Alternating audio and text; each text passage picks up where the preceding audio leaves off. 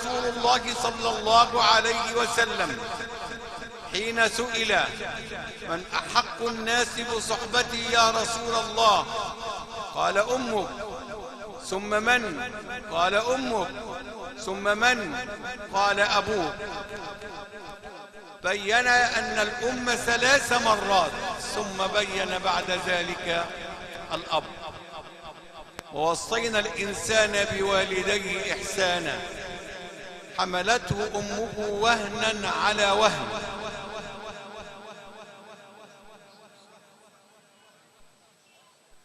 وفصاله في عامين، أن اشكر لي ولوالدي. شوف الأدب، شوف التربية، جعل شكر الوالدين من شكر الله. والله إن الإنسان عندما يتعرض لمثل هذه المواضيع ليحس بالأسى مما يراه على أرض الواقع إلا عند من رحم ربي.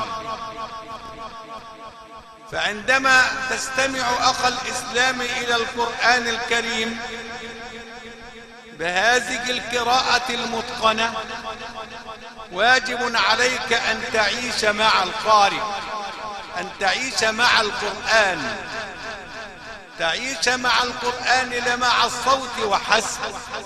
الأداء الطيب مطلوب بس الفهم، المعنى، ماذا استفدت منه؟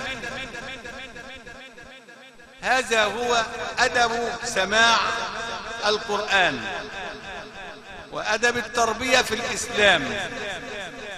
أما عما نحن فيه ألا وهو الموت، فهو اليقين الوحيد. واعبد ربك حتى يأتيك اليقين.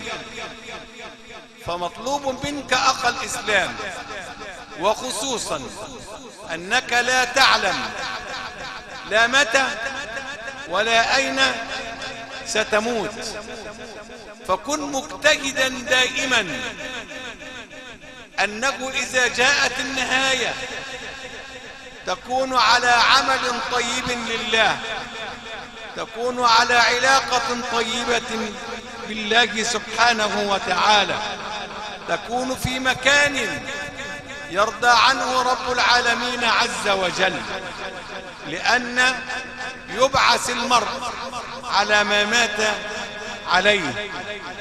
دايما تتفكر في هذه اللحظة، لأنها آتية حتى لو عمرت مثل سيدنا نوح عليه السلام،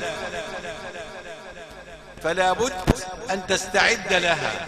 ولذلك القائل يقول: تفكر في مشيبك والمآب ودفنك بعد عزك في التراب، إذا وافيت قبرا أنت فيه مقيم به إلى يوم الحساب، وفي أوصال جسمك حين تبقى مقطعة ممزقة الإهاب، خلقت من التراب فصرت حيا، وعلمت الفصيح من الخطاب، وعدت إلى التراب فصرت فيه كأنك ما خرجت من التراب، فلولا القبر صار عليك سترا لنتنت الأباطح والروابي، فطلق الدنيا 3 وبادر قبل موتك بالمتاب. فالله أسأل أن يحسن ختامنا جميعا، وأن يحسن خلاصنا، وأن يجعل أسعد أيامنا يوم أن نلقاه وهو عنا راض، كما أضرع إليه مستشفعا بنبينا وبقرآننا أن يغفر لفقيدنا ويرحمه، وأن يعافيه ويعفو عنه، وأن يكرم نزله، وأن يوسع مدخله، وأن يفتح عليه بابا من الجنة. اللهم افتح عليه بابا من الجنة. كما أسألك يا ربنا أن تأجر آل المصاب في مصابهم، وأن تعوضهم عنه خلفا، فأنت نعم الخلف والعون رب العالمين. جزا الله قارئنا خير الجزاء، وشكر الله سعي حضراتكم جميعا، والسلام عليكم ورحمة الله وبركاته.